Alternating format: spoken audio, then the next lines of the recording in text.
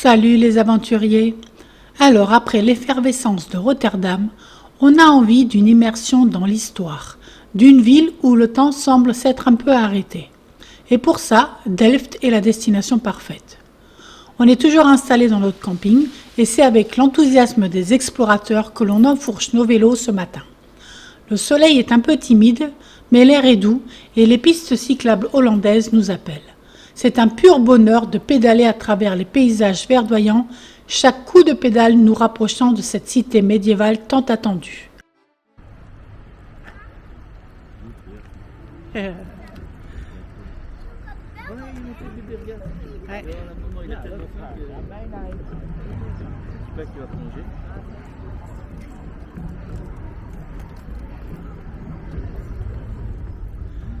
Ouais, c'est minuscule. Déjà l'autre, je le tenais dans ma main, je ne sentais rien. Ouais. Il va tomber le con.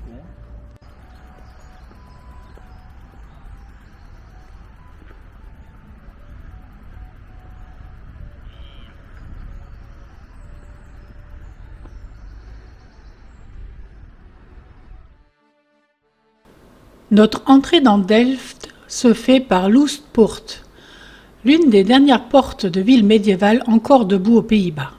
C'est une porte magnifique avec ses 2 tours élancées et son pont. On a l'impression de remonter le temps en le traversant. C'est le genre de détail qui te met tout de suite dans l'ambiance historique de Delft.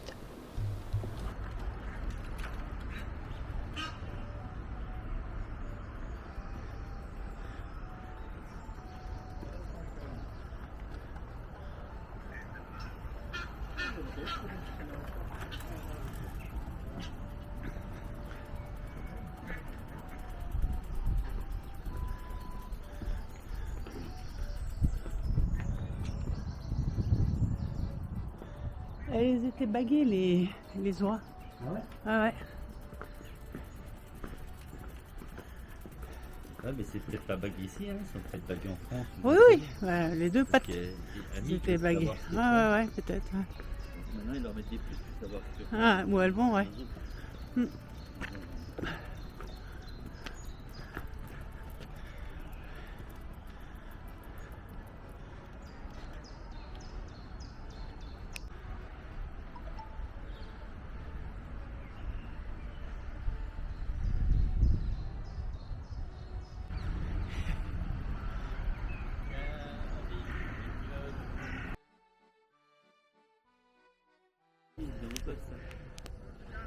Ah si.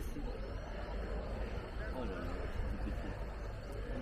Mais comment on regarde cette fois le plein, des petits bouts.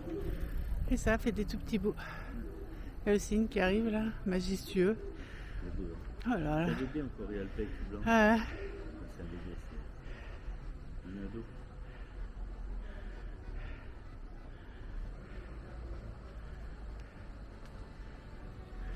Elle le regarde.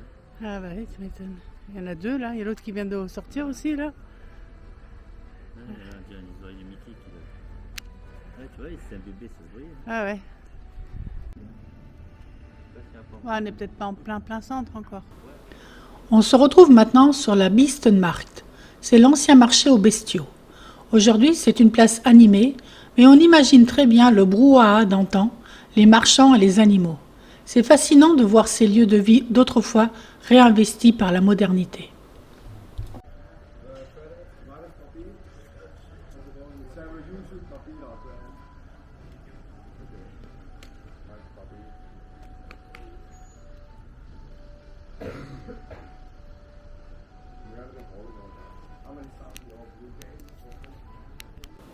Un peu plus loin, on tombe sur la Maria van Jeskerk.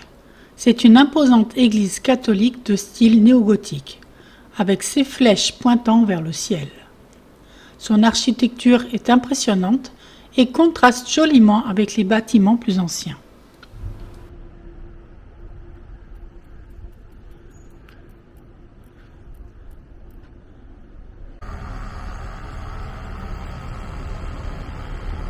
Tu le vois? Après la maman.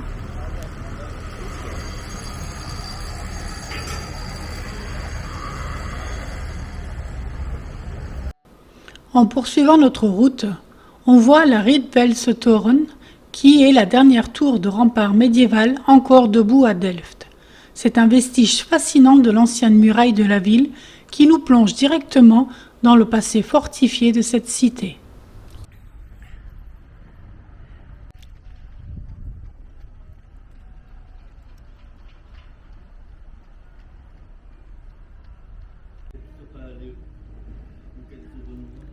Possible.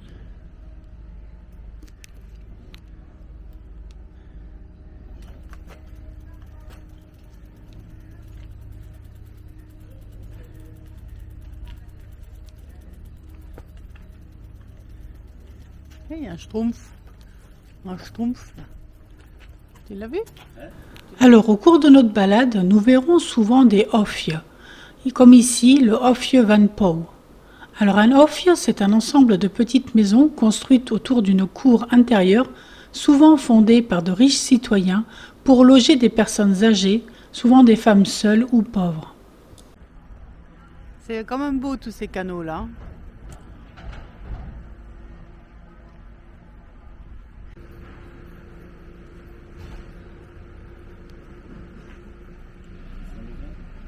Le vin?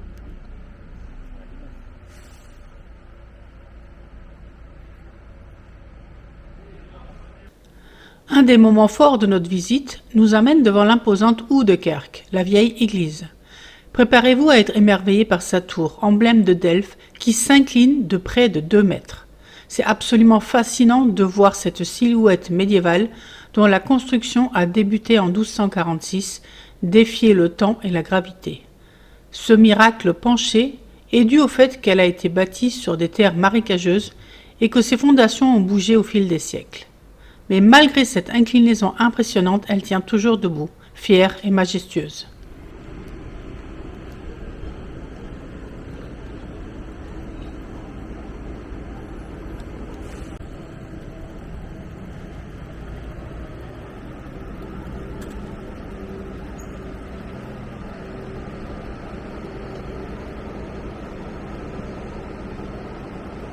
C'est macabre, hein? Ouais, c'est macabre, hein?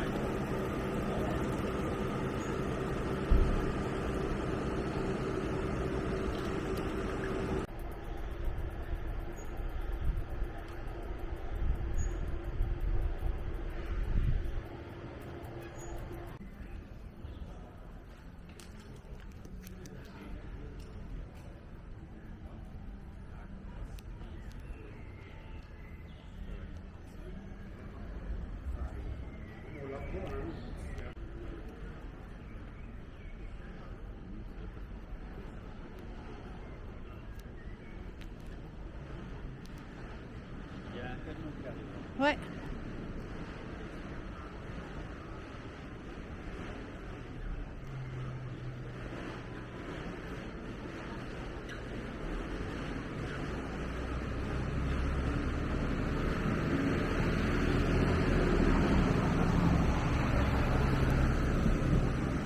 Pas le trouver ce truc là, mais.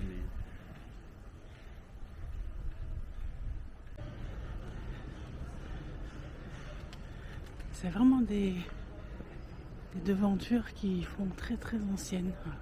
C'est fait exprès ou c'est un style.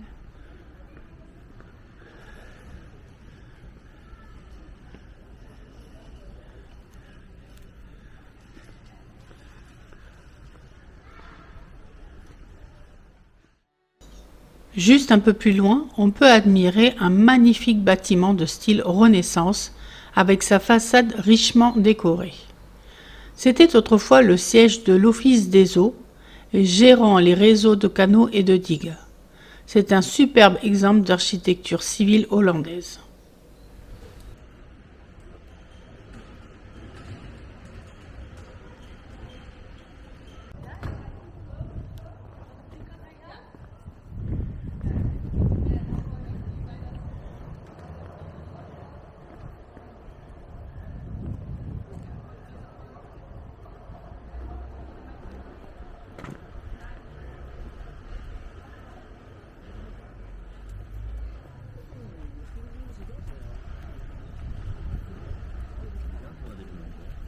Ouais.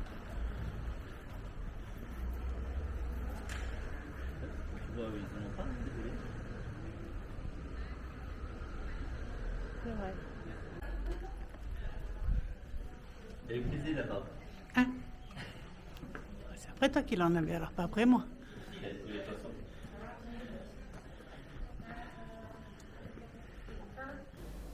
On enchaîne avec le Muséum Prinsenhof. Ce musée est un lieu clé de l'histoire des Pays-Bas.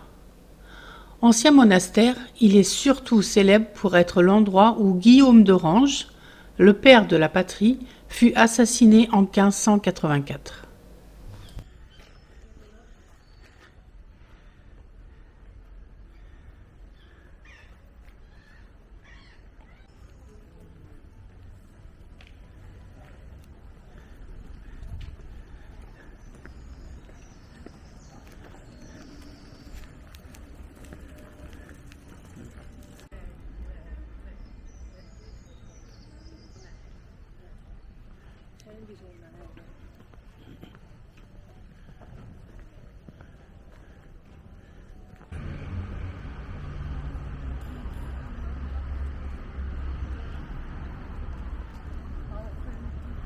C'est sûr.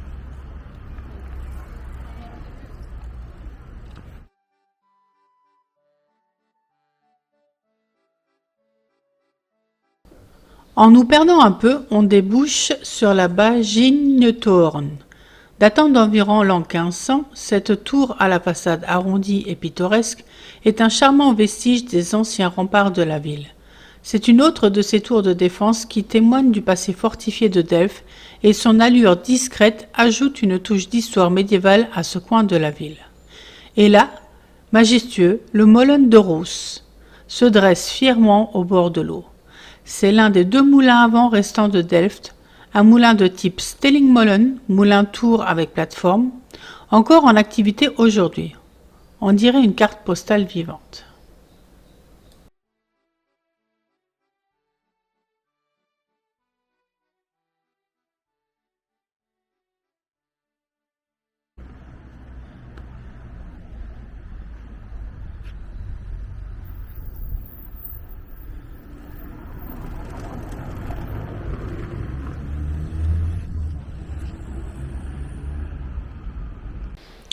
On prend une bouffée d'air frais à l'Agneta Park. C'est un parc historique, l'un des premiers parcs résidentiels conçus en Hollande pour les ouvriers d'une usine locale. C'est une oasis de verdure pensée pour le bien-être avec de jolis chemins et des plans d'eau.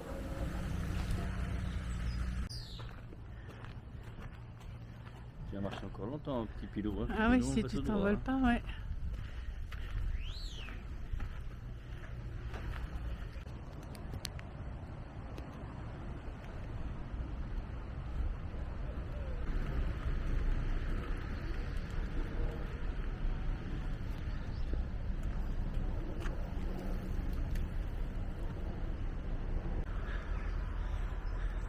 À Célestin, on en avait vu un beau comme ça une fois.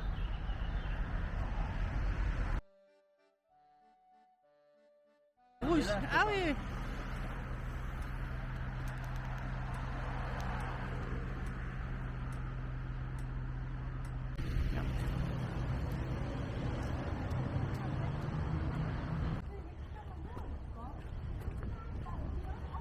Enfin, bah, il n'y a pas d'autre chose. C'est beau en tout cas. La Lutherskirche, l'église luthérienne, avec sa façade sobre mais élégante, nous invite à un moment de quiétude. C'est un bel exemple d'architecture religieuse protestante.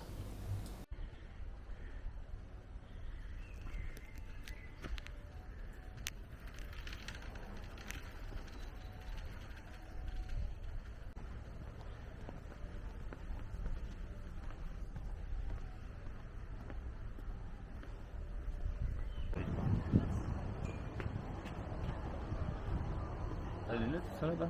Ouais.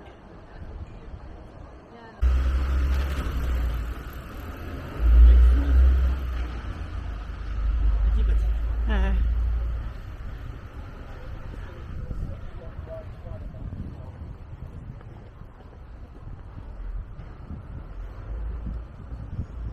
Tu sais pas qui c'est ce monsieur là qui nous regarde? Là. On dirait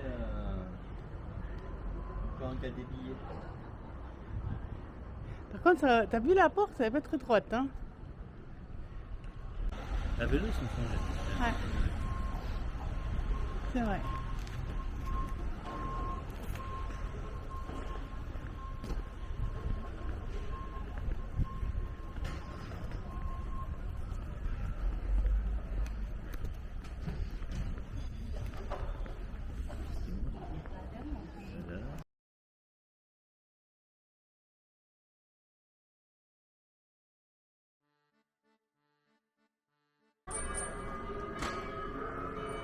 Ah ouais, fallait faire demi-tour.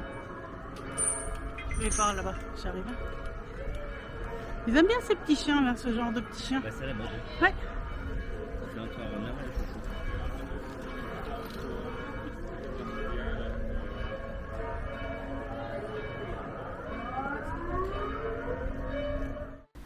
Puis nous voilà sur la place du marché, dominée par deux géants, le Stadhuis et la Nieuwkerk.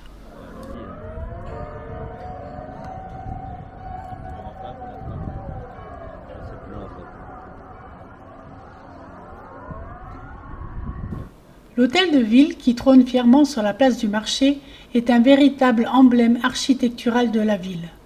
Bien que sa façade actuelle, élégamment conçue dans le style Renaissance, date principalement du XVIIe siècle, car elle a été reconstruite après un incendie dévastateur en 1618, l'imposante tour médiévale qu'il intègre, appelée Houe de Steen, vieille pierre, est bien plus ancienne. C'est l'œuvre de l'architecte renommé Hendrik de Keyser.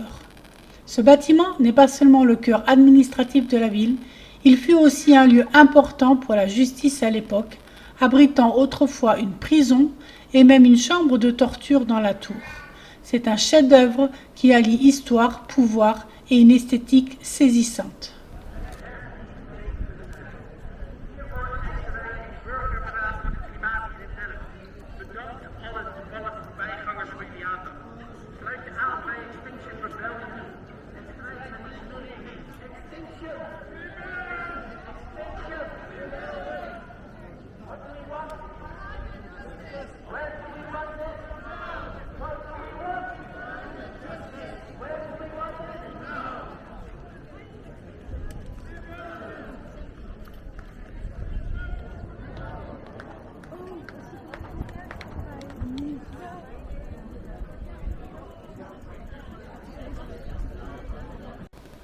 Juste en face de l'hôtel de ville se dresse la Nieuwkerk, la nouvelle église.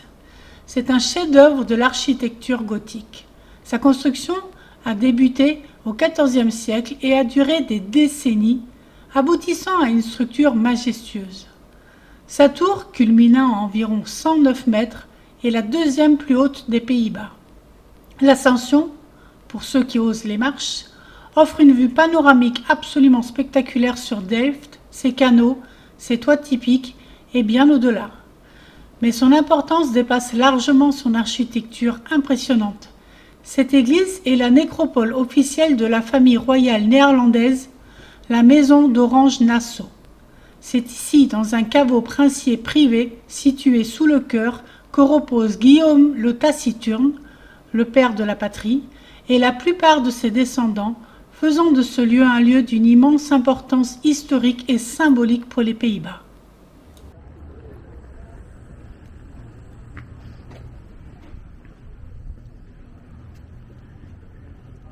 Ah, c'est un cœur, je sais pas.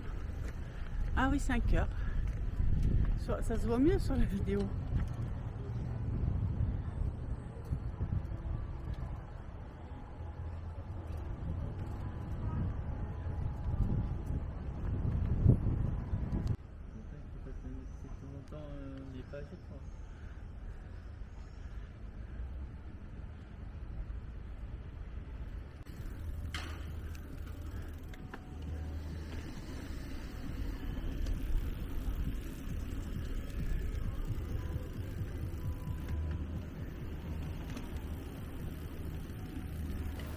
On découvre ensuite la synagogue, un bâtiment sobre mais élégant qui témoigne de la riche histoire multiculturelle de la ville.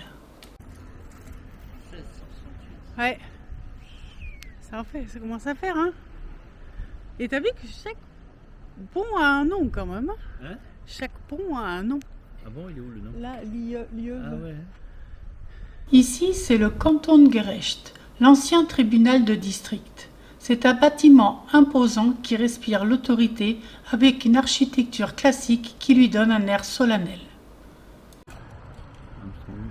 C'est écrit, hein.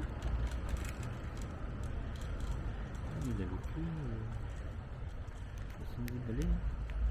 Hein. Mhm.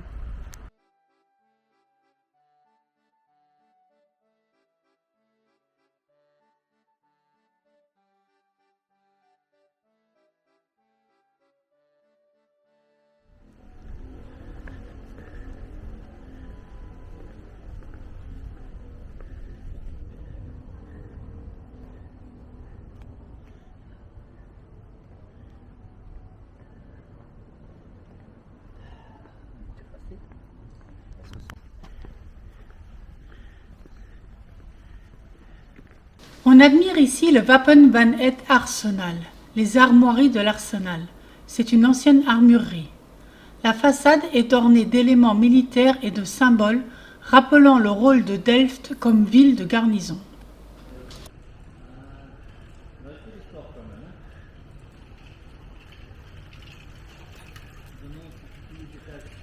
Ah,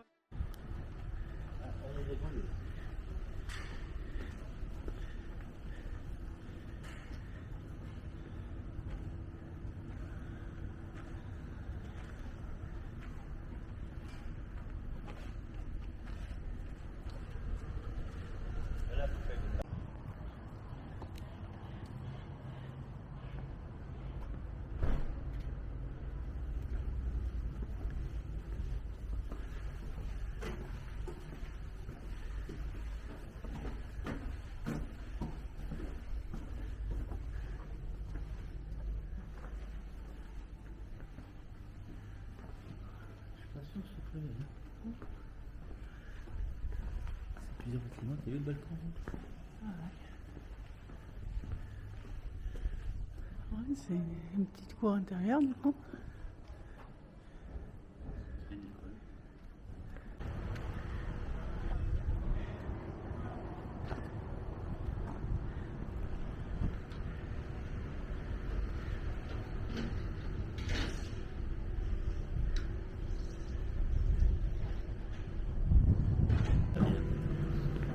C'est beau, hein.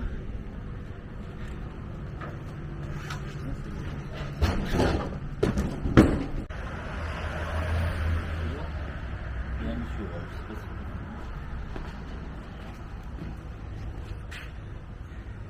Il est où le canal? Ah ouais. Tu vois, regarde.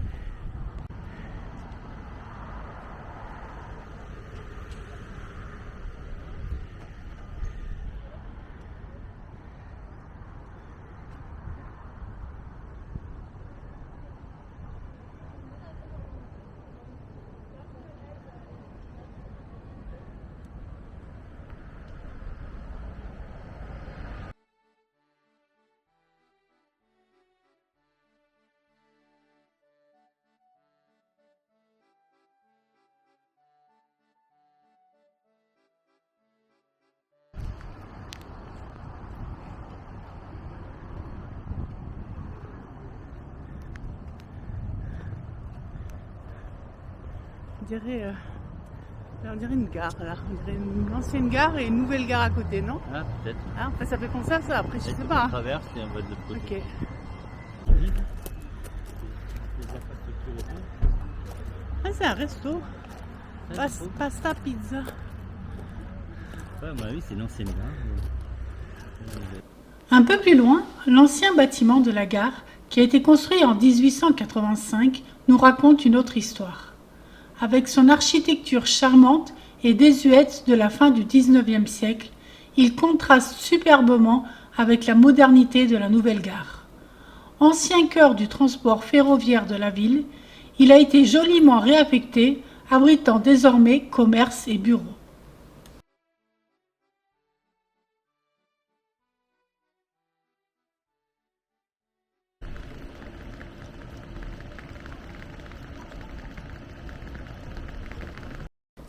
Puis la Delft Station moderne, une merveille d'architecture contemporaine. C'est une gare intégrée avec de superbes décorations en céramique qui fait le lien parfait entre le passé de la faïence de Delft et son futur. Il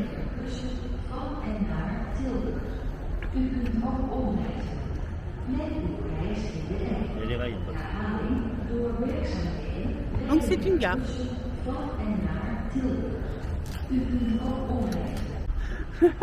C'est ça. Ah, c'est une bovine, ouais, c'est une diversion, c'est une bovine. C'est ça qu'il traitait de motocross là dedans. Ah oui. C'est Blouge. Oui, c'est très blouge. Ça doit être tout neuf, regarde, il n'y a que des échafaudages dedans.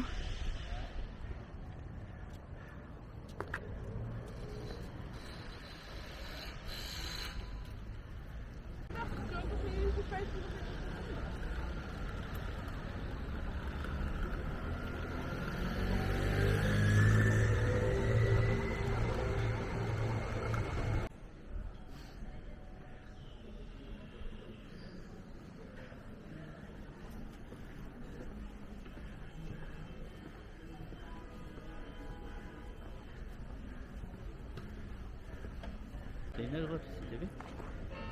Là, juste là. Ah ouais.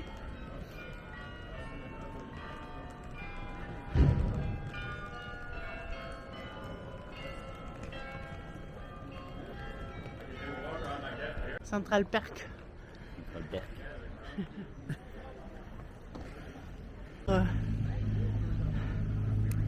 L'ancien. En fait, c'est justement pour voir des trucs là, que sinon je peux pas finir à droite.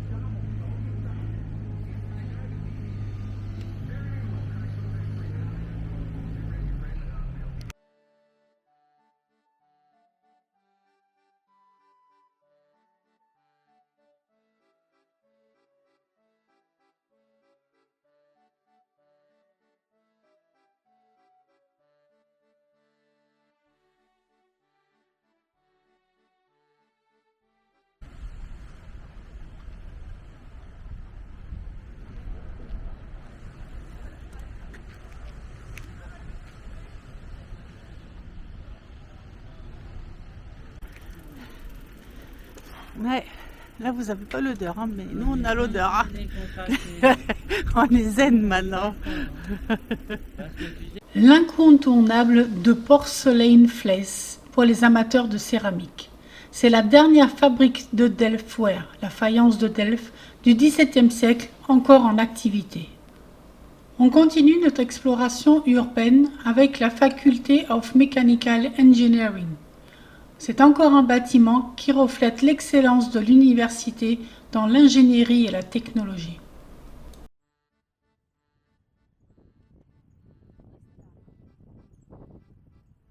Ah ouais. Ouais, je crois, ouais. Ah ouais.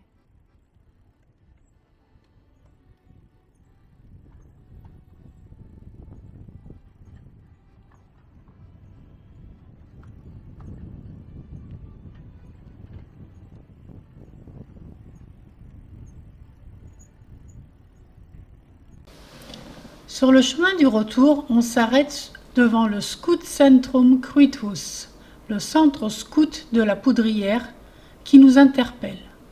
Datant de 1660, cette ancienne poudrière historique, qui servait jadis à stocker de la poudre à canon, a été transformée en un centre scout.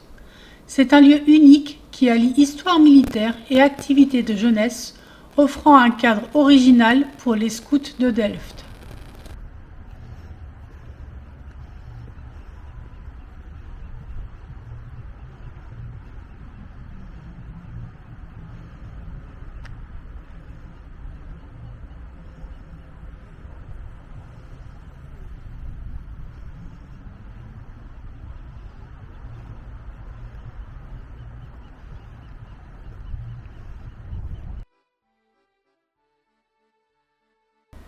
Et pour finir notre périple, sur le chemin du retour, on aperçoit le Monen de Valk-Berkel en Rodenrijs. Pas facile à dire, hein. Donc ce moulin, bien que situé un peu en dehors de la commune de Delft, il est dans la ville voisine donc de Berkel en Rodenrijs, est un autre magnifique exemple de l'héritage molinologique des Pays-Bas que l'on peut admirer sur le chemin.